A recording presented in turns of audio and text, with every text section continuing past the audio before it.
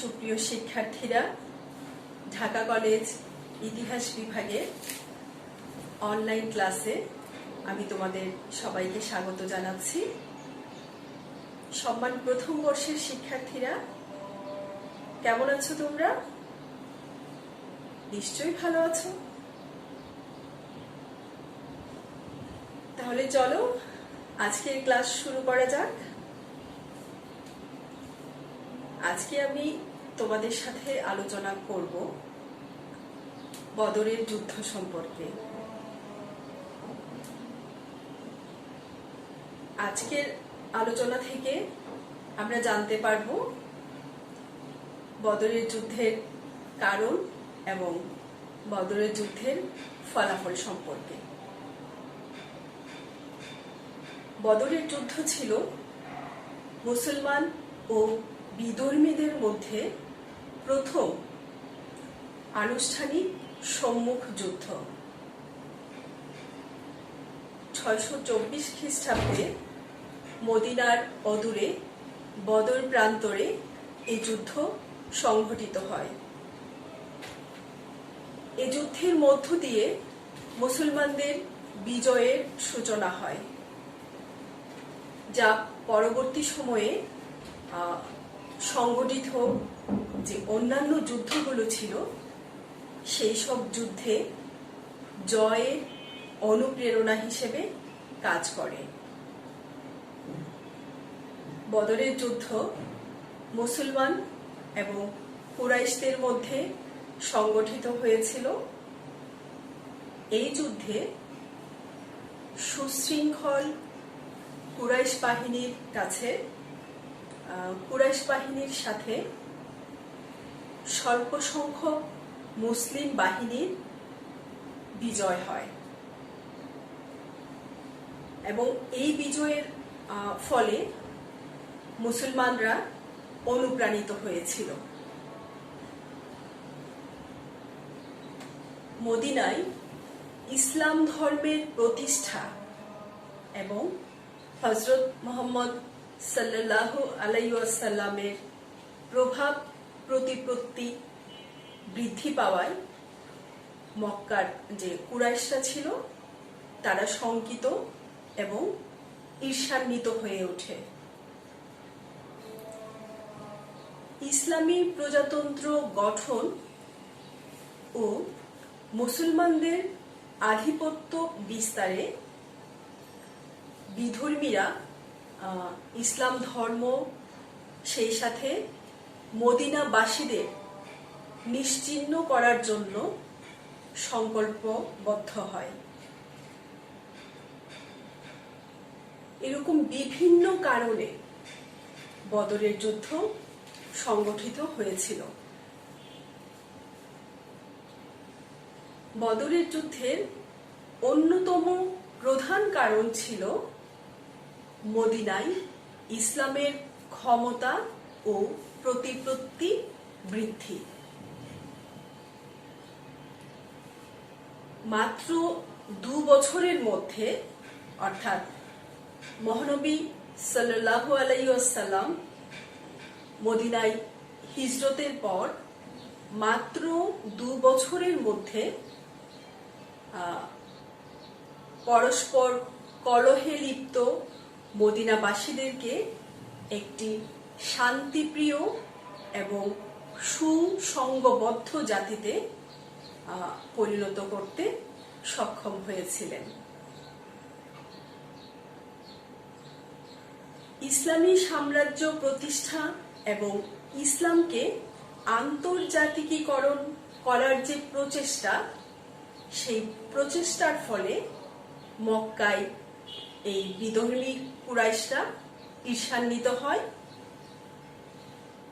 জন্মভূমি মক্কা হতে হযরত মুহাম্মদ সাল্লাল্লাহু আলাইহি ওয়াসাল্লামকে বিতাড়িত করেই তারা ক্ষান্ত হয়নি, বরং তাকে অর্থাৎ মহানবী সাল্লাল্লাহু আলাইহি ওয়াসাল্লাম এবং নবপ্রতিষ্ঠিত ইসলামকে সমূলে ধ্বংস করার জন্য তারা ষড়যন্ত্র এবং যুদ্ধের প্রস্তুতি গ্রহণ করতে থাকে। বদরের যুদ্ধের একটি বড় কারণ ছিল আব্দুল্লাহ বিন উবাই এর বিরোধিতা।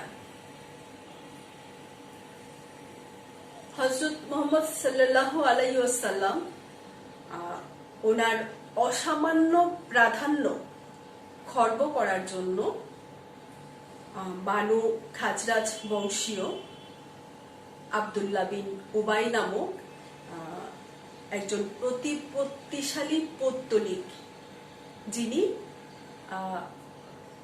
মদিনার পৌত্তলিক সম্প্রদায়ের নেতা ছিলেন, তিনি গোপনে ষড়যন্ত্র করতে থাকে। কারণ হিজরতের পূর্বে মদিনায় তার শাসক রূপে অধিষ্ঠিত হওয়ার কথা ছিল, কিন্তু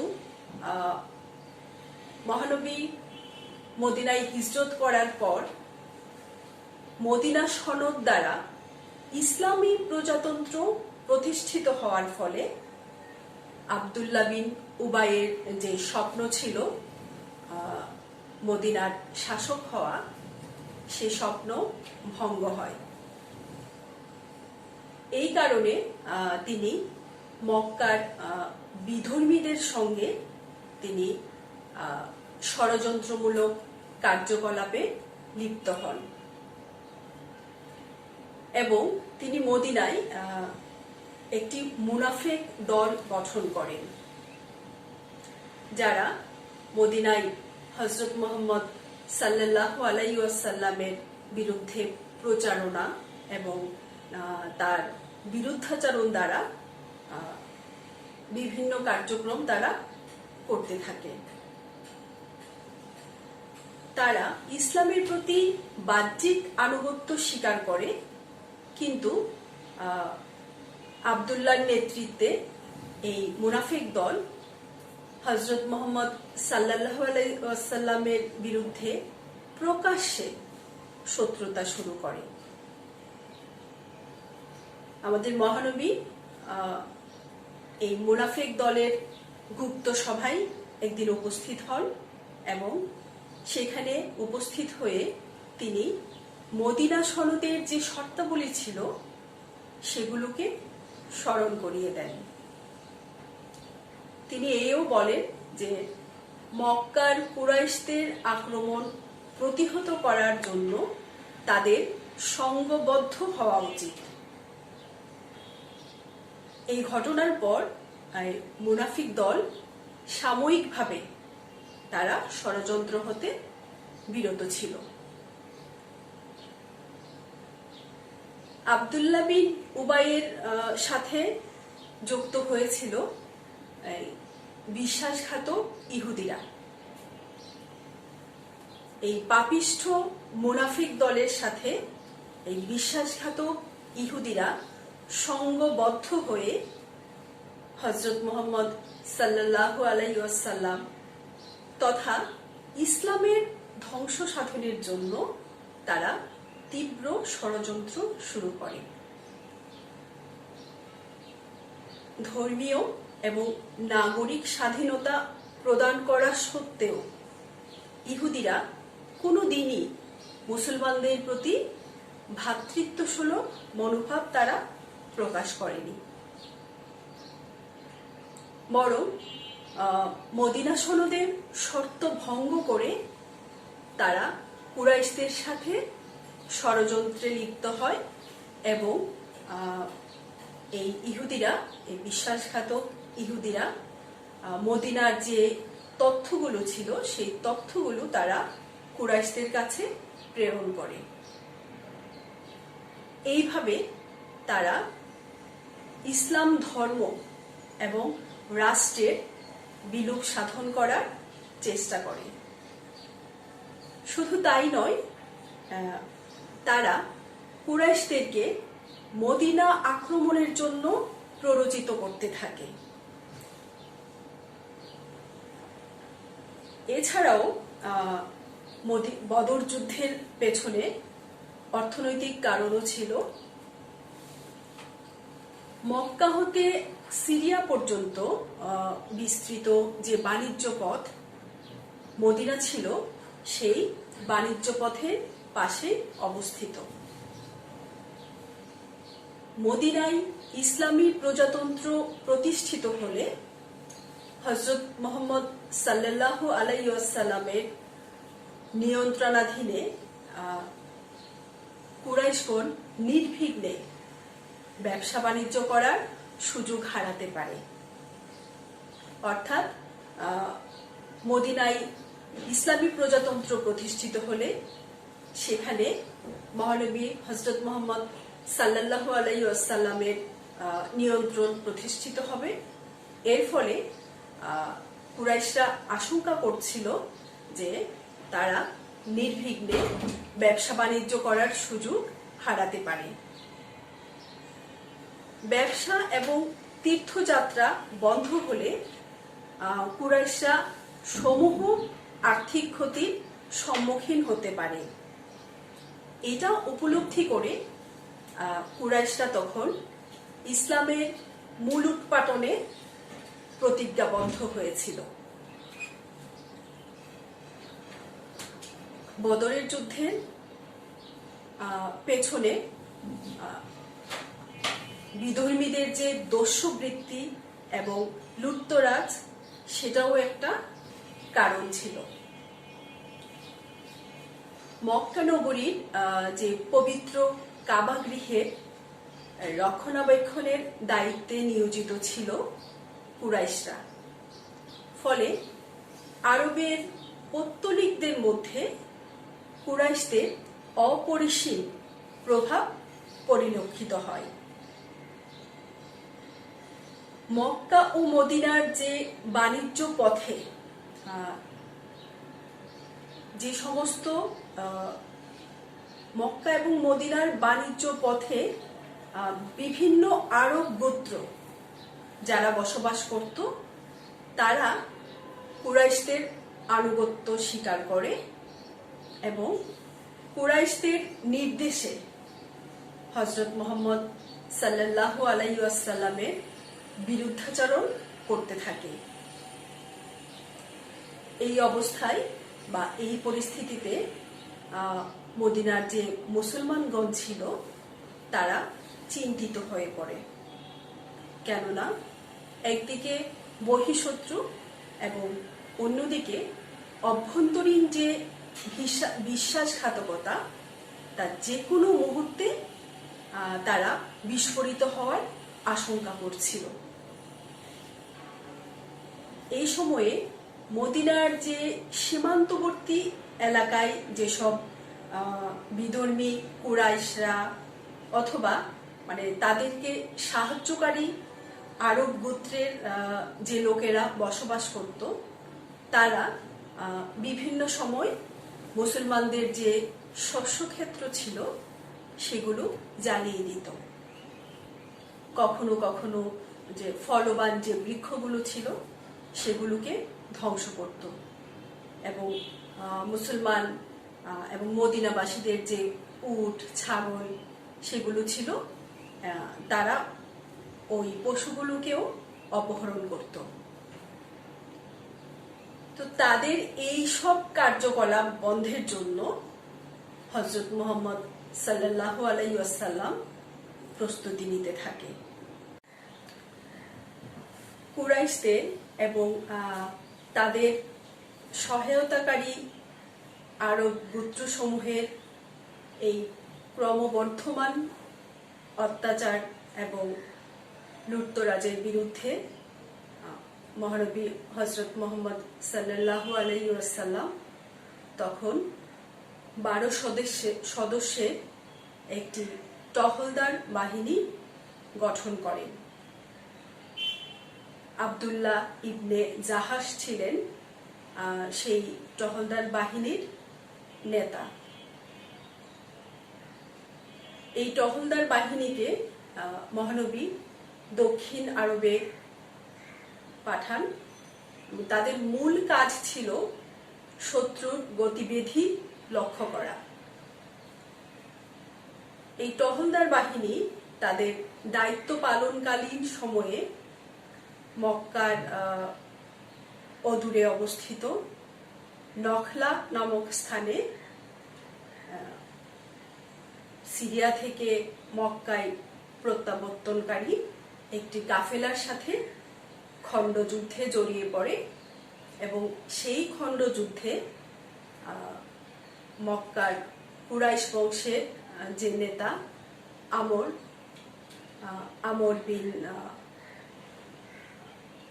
হাজারাম, দুঃখিত, আমর, তাকে হত্যা করা হয় এবং অপর দুইজন সঙ্গী বন্দী হয়েছিল। এই ঘটনা পবিত্র মাসে হয়েছিল, যে মাসে যুদ্ধ নিষিদ্ধ ছিল। মহানবী হযরত মুহাম্মদ সাল্লাল্লাহু আলাইহি ওয়াসাল্লাম এই ঘটনার জন্য তিনি এই টহলদার বাহিনীর যে নেতা ছিল আব্দুল্লাহ ইবনে জাহাশ, তাকে তিরস্কার করেন। এদিকে মক্কায় যখন এই নখলার এই খণ্ডযুদ্ধের খবর পৌঁছে, তখন আবু জেহেলের নেতৃত্বে একটি সৈন্যবাহিনী তারা গঠন করে এবং যুদ্ধের প্রস্তুতি শুরু করে দেয়। এই যে নখলার খণ্ডযুদ্ধ, এই নখলার খণ্ডযুদ্ধকেই বদর যুদ্ধের প্রত্যক্ষ কারণ বলে অনেকে মনে করেন। এ সময় এর সাথে যুক্ত হয়েছিল আবু সুফিয়ানের অপপ্রচার। মদিনাবাসীদের বিরুদ্ধে অর্থাৎ মুসলমানদের বিরুদ্ধে যুদ্ধের প্রস্তুতি হিসেবে অস্ত্র এবং অর্থ সংগ্রহের জন্য কুরাইশদের একটি কাফেলা মক্কা থেকে সিরিয়ায় গমন করেন এবং ওই কাফেলার কাছে প্রায় 50,000 দিরহাম মূল্যের সম্পদ ছিল। স্বভাবতই নখলার খণ্ডযুদ্ধের পরে মক্কার কুরাইশরা একটু শঙ্কিত ছিল আবু সুফিয়ানের যে কাফেলা, সেই কাফেলা নিরাপদে মক্কায় প্রত্যাবর্তন সম্পর্কে। এই সময়ে আবু সুফিয়ানের কাফেলা মক্কা ফেরার পথে একটি গুজব রটে যে আবু সুফিয়ানের বাহিনী মদিনার মুসলমানদের দ্বারা আক্রান্ত হয়েছে। তখন কুরাইশ নেতা আবু জাহেল তিনি এই গুজবের সত্যতা নিরূপণ না করে তিনি তাৎক্ষণিকভাবে 1000 সৈন্য সহ আবু সুফিয়ানকে সাহায্য করার জন্য তিনি এগিয়ে যান। মুসলমানদের ধ্বংস করার উদ্দেশ্যে আবু সুফিয়ানের নেতৃত্বে কুরাইশরা মদিনা হতে প্রায় 80 মাইল দক্ষিণ পশ্চিমে বদর উপত্যকায় তখন তারা উপস্থিত হয়। এই স্থানটি মক্কা এবং মদিনার প্রায় মধ্যবর্তী এলাকা। এই বদর উপত্যকার 3 দিকে ছিল ছোট ছোট পাহাড়। কুরাইশদের এই যুদ্ধাভিযানের খবর যখন মুহাম্মদ সাল্লাল্লাহু আলাইহি সাল্লামের কাছে পৌঁছালো, তখন তিনি খুবই বিচলিত হয়ে পড়েন। এই সময় একটি ঐশীবাণী তিনি লাভ করেন এবং এর ফলে এই ঐশীবাণী লাভের ফলে তিনি অনুপ্রাণিত হলেন, যেখানে বলা হয়েছিল যে আল্লাহর পথে তাদের সাথে যুদ্ধ করো যারা তোমাদের সাথে যুদ্ধ করে, তবে সীমা লঙ্ঘন করো না, কারণ আল্লাহ সীমা লঙ্ঘনকারীকে পছন্দ করেন না। এরপর মহানবী অভিজ্ঞ সাহাবীদের সাথে পরামর্শ করে 253 জন আনসার এবং 60 জন মুহাজিরিন নিয়ে একটি মুসলিম বাহিনী গঠন করেন এবং সেই মুসলিম বাহিনী কুরাইশদেরকে মোকাবেলা করার জন্য প্রেরণ করা হয়। বদর উপত্যকার পূর্ব দিকে আল আরিসা পাহাড় ছিল, সেই পাহাড়ের পাদদেশে মুসলিম শিবির স্থাপন করা হয়। এর ফলে যে বদর উপত্যকার যে পানির কূপগুলো ছিল সেগুলো মুসলিম বাহিনীর নিয়ন্ত্রণে চলে আসে। তাছাড়া যে মুহাম্মদ সাল্লাল্লাহু আলাইহি ওয়াসাল্লাম মুসলিম সৈন্য সমাবেশের জন্য এমন একটি স্থান বেছে নেন যেখানে সূর্যোদয়ের পরে যদি যুদ্ধ শুরু হয় তাহলেও মুসলমান সৈন্যদের উপর সূর্যের কিরণ পড়বে না। অন্যদিকে বদর উপত্যকার যে দক্ষিণ দিক ছিল সেখানে কুরাইশ বাহিনী অবস্থান নেয়। 624 খ্রিস্টাব্দের 13 মার্চ কাফের এবং মুসলমানদের মধ্যে বদরের যুদ্ধ শুরু হয়। আরবের যে প্রাচীন নিয়ম ছিল সেই নিয়ম অনুযায়ী প্রথমে মল্লযুদ্ধ হবে। তো সেই নিয়ম অনুযায়ী বদরের যুদ্ধেও প্রথমে মল্লযুদ্ধ শুরু হয়।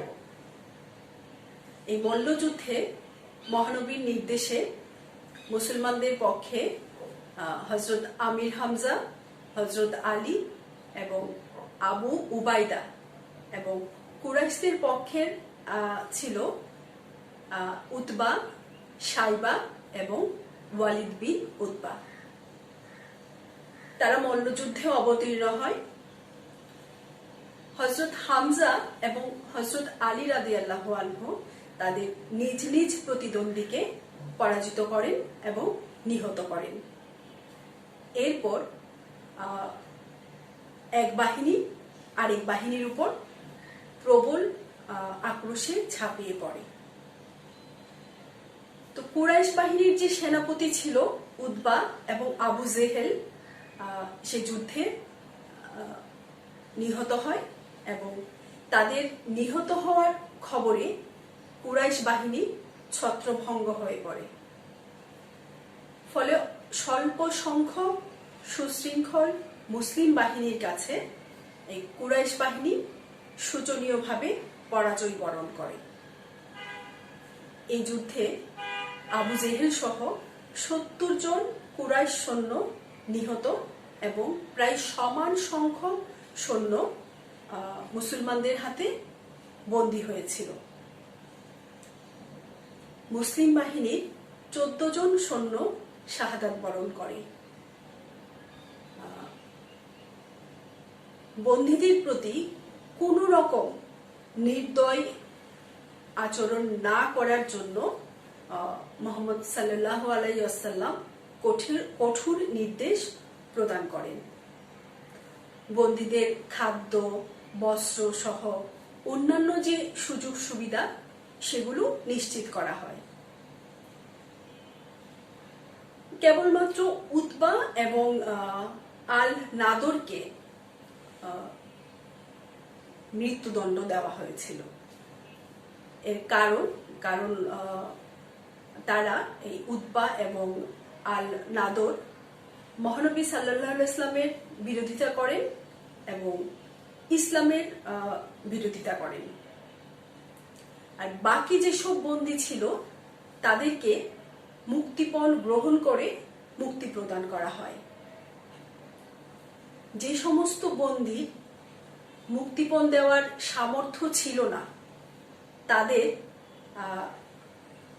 তাদেরকেও মুক্তি দেওয়া হয় এই শর্তে যে তারা মুসলমান বালকদের শিক্ষা ব্যবস্থা করবে বা শিক্ষা দিবে এবং ভবিষ্যতে মুসলমানদের বিরুদ্ধে যুদ্ধ করবে না। তো এই ছিল বদর যুদ্ধের ঘটনাবলী। সুপ্রিয় শিক্ষার্থীরা, আমরা এবার জানব যে বদরের যুদ্ধের ফলাফল কি ছিল। বদরের যুদ্ধের মাধ্যমে মুসলমানরা প্রথম সামরিক বিজয় অর্জন করে। এই যুদ্ধের আগে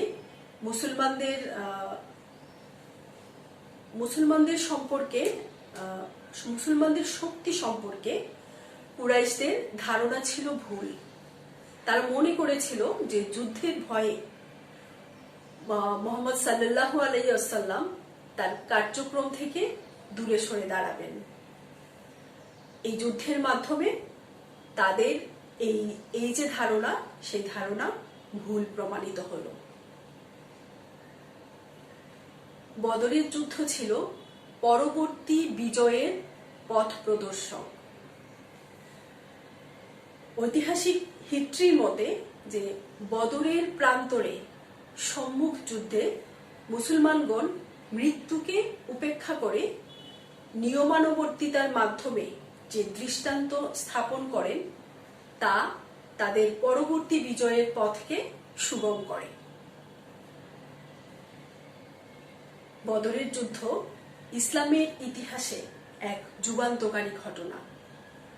এই যুদ্ধে জয়লাভের ফলে মিথ্যার বিরুদ্ধে সত্যের, অজ্ঞতার বিরুদ্ধে জ্ঞানের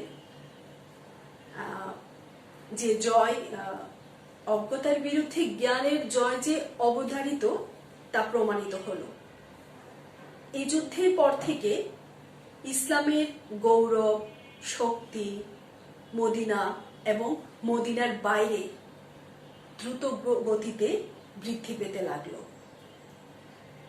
যারা এতদিন আত্মরক্ষায় শঙ্কিত থাকত তারা বিশাল বাহিনীর বিরুদ্ধে জয় লাভের শক্তি অর্জন করেছে, এটা প্রমাণিত হলো। বদরের যুদ্ধে জয়লাভ মুসলমানদের মনে অসামান্য সাহস, উদ্দীপনা এবং আত্মপ্রত্যয়ের সঞ্চার করে। সৈন্য সংখ্যা বেশি হলেই যে যুদ্ধের ভাগ্য নির্ধারিত হয় না, এই সত্য বদরের যুদ্ধে প্রমাণিত হয়।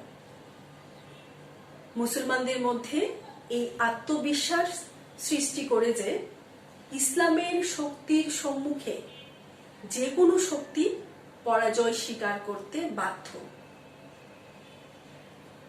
বদরের যুদ্ধের ফলে মুসলমানদের বিশ্বাস এত দৃঢ় হলো যে ইসলাম আল্লাহর অভিপ্রেত ধর্ম এবং মুসলিম সমাজ আল্লাহর অনুগ্রহ পুষ্ট সম্প্রদায়।